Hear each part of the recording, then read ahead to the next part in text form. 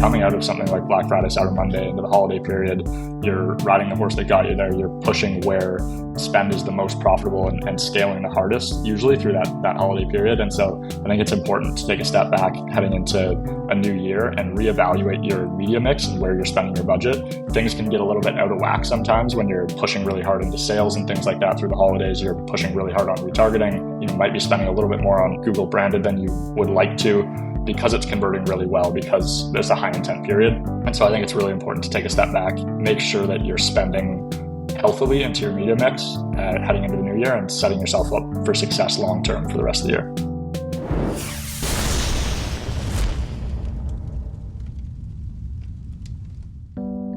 If you haven't yet used Motion, the creative analytics platform used by top e-com and D2C brands like Fiore, True Classic, The Farmer's Dog, Hexclad, and hundreds more to ship winning ads, here's why you should try it out.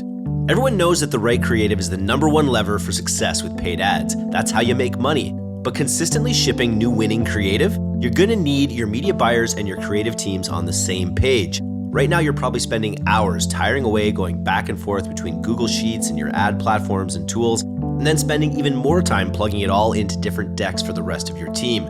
In a perfect world, you could have an elegant way to combine visual assets and performance data so media buyers can save time and creative teams can get the details they need to make great ads all in one place. And that's where Motion comes in. In seconds, you can build powerful visual reports using data from your ad accounts. You can monitor your performance metrics and see your visual assets in the same platform. No need to go back and forth across multiple apps. You'll finally have media buyers and creative teams working together to create and scale your next big winner. If you're ready to learn how the best D2C and e-commerce brands use Motion to ship winning Meta, TikTok, and YouTube ads, book a demo today or start a free trial at motionapp.com/DTC. Even better, Motion offers a monthly subscription plan so you can dodge those annoying annual contracts. Get 50% off your first month when you use the link motionapp.com/DTC on sign up. It's all killer, no filler. I'm Eric. This is the D2C podcast, and I am here with Pilot House's Meta Brain Trust across the different aspects of our Meta business. On the Pilot House business, we've got Nate, Taylor, and Jacob joining us. Also, the three of our superstar teachers on our Scale School for Meta Ads course, which you can find on our website. But today we wanted to kick things off in 2024 and talk a little bit about, first of all, the state of the union. What are we seeing with our Meta accounts in the first 10 days of 2024 versus the great highs of 2023 Q4? We're basically seeing what you would expect heading into Q1. Overall spend is down by around 25% across the board. Conversion rate is down around 20%, but at the same time, because of the CPM drop post-holiday, we're seeing a 20% decrease in cost per click. So pretty well a wash on the cost side when you actually look at conversion rate and cost per click. But everything is basically just down a level in terms of scale. We can't really find the same levels of scale as we were in the holiday season. And so the focus in terms of what we're actually, and obviously there's a big variance from business to business. There's some brands that are going to be spending a lot more right now, health products heading into the new year, all that kind of stuff. But this is just across the board. So we kind of shift the way that we're focusing on deploying tactics and the strategies we're looking at rolling into 2024. We focus a lot more on trying to learn new things about the business, about potential customers, about what's working on Meta versus, driving big sales and trying to drive massive volume in January at least. So overall, that's kind of the state of the union. But I don't know, maybe I'll pass it off to Taylor to give some more specifics. I was going to say before Taylor jumps, it sounds like a Q4 hangover. It sounds like we have a bit of a hangover from Q4. And what do you do when you have a hangover? You get introspective. You get introspective about your life choices. And so I feel like that's the time here in Q1. Taylor, what are you seeing? Yeah, I think echoing kind of what Nate has shared there, everyone anticipates a bit of a hangover effect in Q1 depending on the vertical or industry that you're in. If you're a little bit more gifting oriented, it's likely to happen. Yeah, generally seeing that it's just a little bit tougher to kind of break through into that scale tier. So we're doing a lot of planning to work to try to get everything aligned to cure that hangover. And so specifically, what are the things that we're trying, because I was saying this before, when you're in Q4, you get into your ruts a little bit, right? You go with the horse that brought you there. Q1, we're looking to kind of make new pathways and new ruts, and, new things that will take us into Q4 next year. So specifically, what are some of these things that we're trying to switch up or reevaluate in Q4 specifically? I think it's really easy to look at it through the buckets of control that we have on when we're running meta ads. So you've got your traffic, you've got your creative, and you've got your offering or post-click experience kind of all combined into that. At this time, with CPMs dropping down, your costs on the front end dropping down, the big thing that stands out is maximizing your conversion rate or working on your average order value or LTV as well on the back end. So for us, a lot of what we're working through is looking at like within those levers of control that we have, what's going to be the most impactful and what can we prioritize. And it lends itself to a ton of tips and tricks, like, for example, on the creative front, evaluating what typically converts better for you, static versus video, what kind of messaging or angles, what kind of concepts, all of those types of topics, and then looking to reconfigure and prioritize your highest impact tests with that, while kind of looking through a similar lens on some of the other things. Like one thing that we're doing a lot of is looking at where something like Advantage Plus fits into the funnel when it comes to testing and details like that, given there are cases where we see faster time to social proof, faster time to signal within meta, but also nuance on the percentage of new visits and different details like that. So a lot of it is basically building out checklists and evaluation lists based on that and forming a strategy that's coherent to the alignment data that we're seeing. It's a good point on the concepting. Like I said, it's a really good time to try to learn about your business, learn about your potential customers, what's working on the platform, because we're seeing that overall decrease in CPMs. I mean, right now at the agency, we're seeing around a 35% decrease in CPMs compared to the same time period in December. And so again, using that to your advantage to try to learn a little bit more about your customer, your business. One other point that I think is important to look at in Q1 is coming out of something like Black Friday, Cyber Monday into the holiday period. You're, like you said, you're riding the horse that got you there. You're pushing where spend is the most profitable and scaling the hardest, usually through that holiday period. And so I think it's important to take a step back heading into a new year and reevaluate your media mix and where you're spending your budget.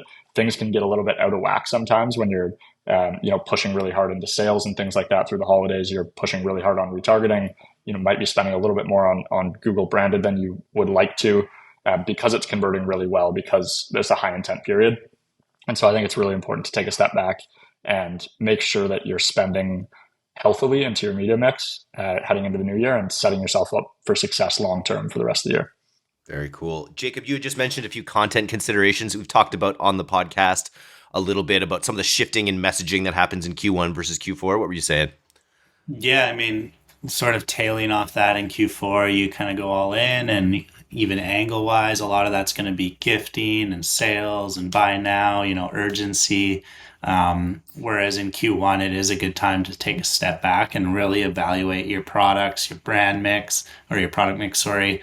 And, how can this product help people beyond just the obvious stuff as they're evaluating their goals, personal goals, health goals, because now that, they're through the holidays, much like their brand, they're also, doing that reconsidering and, health, fitness, those products that aren't in those verticals, there's still angles within those you can take on how, indirectly, you are going to help these people. And just that general broad angle will trickle down into a lot of new, tests, ad copy, product page tests with, the type of content you want on your site itself, reviews you're going to use, things like that. And if you really just isolate that idea of helping people, your CPMs just will go down even further than the natural downtick we're seeing, for that cost of traffic. So seeing that internally with a lot of our brands as well.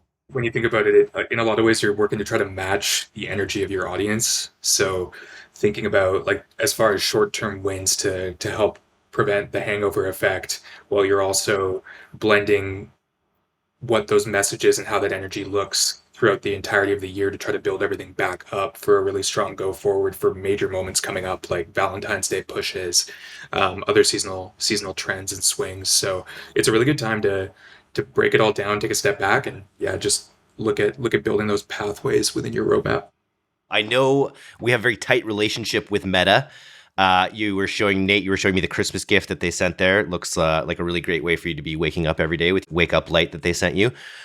As we're sort of planning out our 2024, taking in their advice about how to view their platform, what do we view as the three most critical, let's say, pillars of success for 2024 on Meta as we formulated it?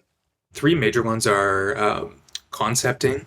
We'll dive deeper into that, and then offer positioning, going beyond just promo, but looking at really what you're offering your customer base, and then tracking the needle movers that you're working on as well, and how kind of advanced analytics and reviews of data can give you a lot of really valuable insights as you build up into peak seasons, depending on when those are for your brand.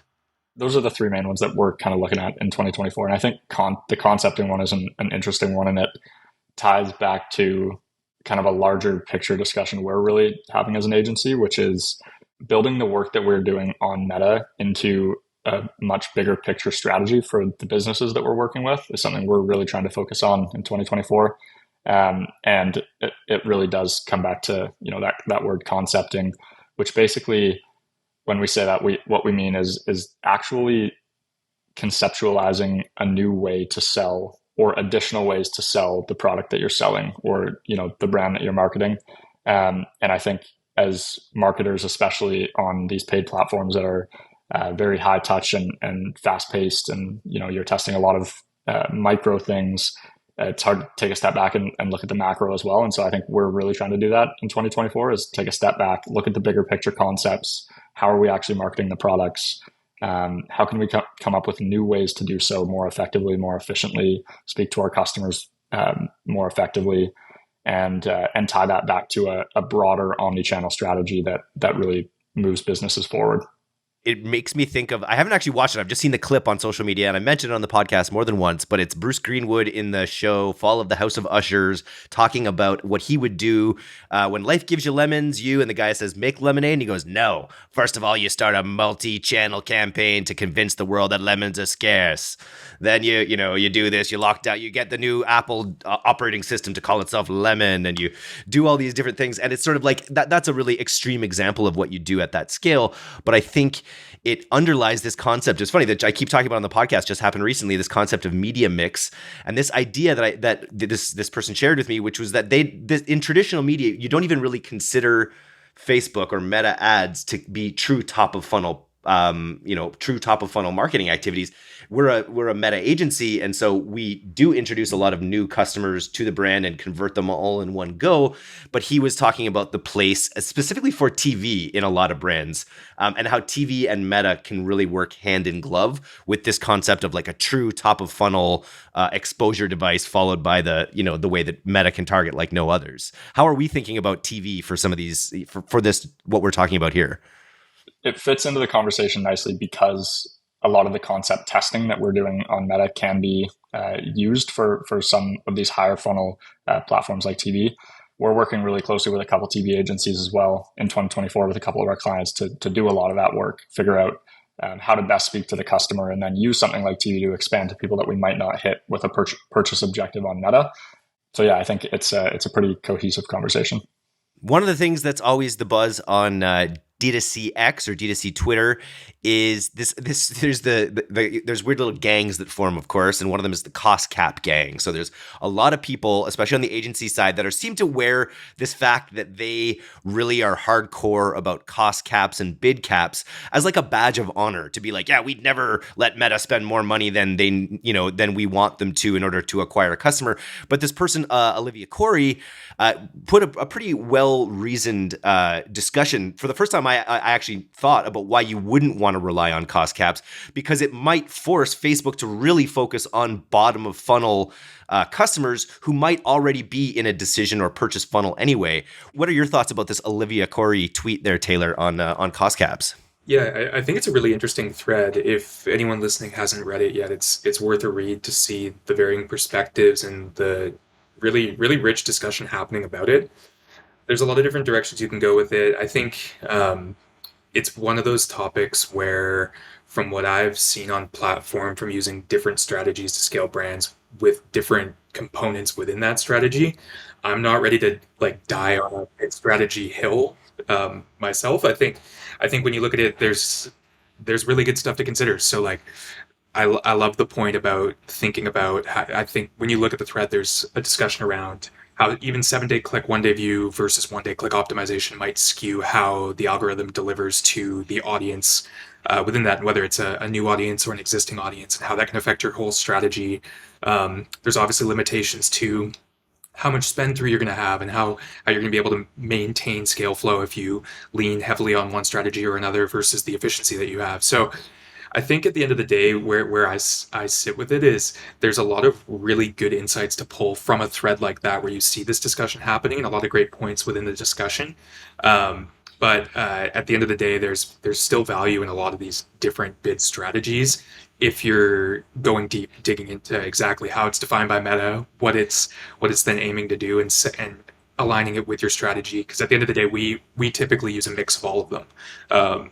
And I don't like becoming overly reliant on one or the other at different stages, unless there's a really good case to be. So in a lot of cases, a lot of our brands do eventually get to a graduated point of being incredibly strong on the maximum volume format and avoiding a lot of cost controls. But at the end of the day, it's going to be a little bit different for different brands.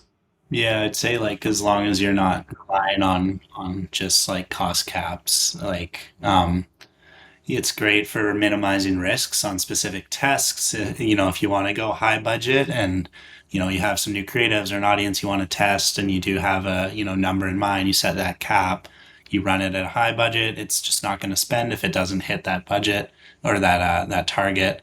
But again, like we use it more as like the multi-mix, low risk ways to test things like that. You just wouldn't want to rely on it because 100% eventually you will just start hitting the same pool of people that, Facebook knows is going to purchase, and not necessarily, putting your name out there. So there's definitely a place for both. You just don't really want to rely specifically on the, the target CPA, but You don't want to turn it into a religion, right? I think there's some people that are like, I will never spend something that isn't cost capped. But what I'm curious about is, do we still run everything as a purchase only objective? Like in these cases where we are trying to broaden the funnel and go more true top of funnel with meta ads, is there ever a position where we're not spending on a direct purchase objective and trying to get into impressions or anything like this?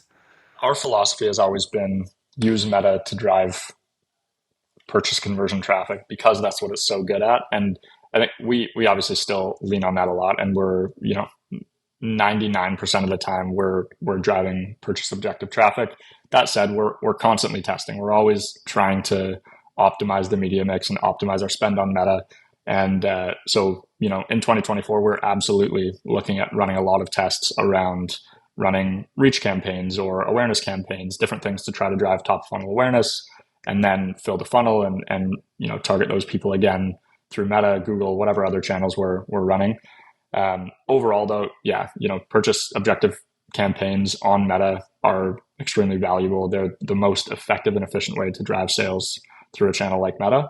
But we're continuously testing and looking for other ways to expand our spend on Meta and other platforms as well. And one thing I will add to that, just for anybody looking at doing those tests, I think it's really important to consider how you're going to evaluate performance before you launch any test that may not be as have a varying degree of confidence relative to what your business as usual process for performance is. So the classic one that comes up in a lot of threads is hold out or lift type tests, and designing structures so that you can measure the data just in case it looks different than what you might expect from your typical vantage point, as well as considering nuances to how it can affect delivery and learning and whatnot within your data set or your accounts. So potentially more to come on that in future discussions, but those are just some quick tips there too.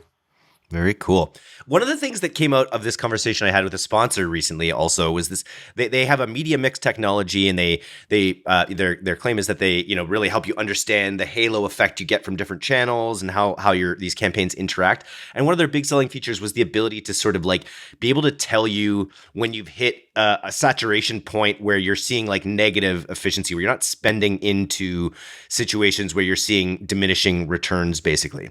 And I'm wondering, as an agency, how do we mitigate that currently? How do we make sure to keep our efficiency high, even in periods of like aggressive spending? Is that a consideration? Yeah. The first obvious thing is to look beyond your own room, right? And like, look beyond just the meta results, look into GA, Shopify, whatever other, analytics tools you're using, and make sure you are putting these things together.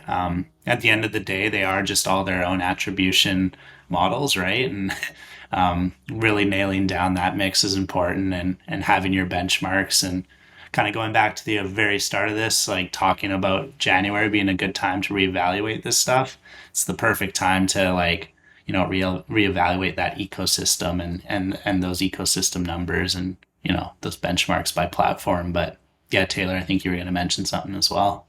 Yeah, to add on to Jacob's point, I'm a big believer in the value of triangulation and then leveraging the data that you see from different places to basically create questions, which then form hypotheses, which then form next steps.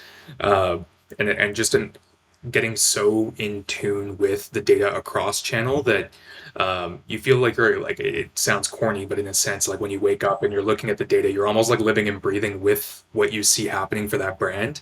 That's usually the type of elevation point we like to get to. There are different tips and tactics, like going deep and understanding exactly how an analytics tool or attribution model, like how it functions and why it might look different from another one. And then creating lists of questions and working through and designing tests based on that. Those are some of the funnest things for me as a total data nerd to work on, but a lot of what we try to live and breathe in alignment with what Jacob shared. Very cool. Nice. I'm very excited for 2024. I think Mark Zuckerberg is as well. I just saw his Instagram post today where he's talking about his fully self-sustained ranch macadamia farm where he feeds his Kobe beef macadamia nut food. He has enough macadamia nuts permanently growing. Like it seemed like a little bit of the leave the world behind shit he had going on. He's got this multi-trillion-dollar bunker that's fully self-sustained. Like I wonder what he's planning for. He just loves Kobe beef, probably. That's probably it, right, guys? Invest in macadamia nuts, yeah. I think so. Zuckerberg will buy them from you eventually. Also, just as a quick shout out, guys, you are now showing up. Is it once a month or twice a month in our Scale School, like live, what are we calling them? Like live mentorship sessions, essentially. And I've been to a couple of them. And some of the things that are happening there are pretty astounding. You're actually like getting people, building out whole sort of like angle testing plans with people live on the fly. So I think it's a really great opportunity. We only have a handful of people probably in the actual mentorship program. I think there's a huge opportunity to get to hang with you guys on a more regular basis and work on meta campaigns or just hang with you guys while you work on other people's meta campaigns so you can learn. It's a pretty fun thing to be a part of so far. Yeah, we got another session tomorrow, so hoping to have a good turnout and provide some value there too. Nice. If you guys want to take Scale School, you want to join these live calls, you can just go to our website, directtoconsumer.co, check out our education link where we have these packages available. Lots more to come from D2C Education and the Pilot House Meta Brain Trust. Thanks for coming on today, guys.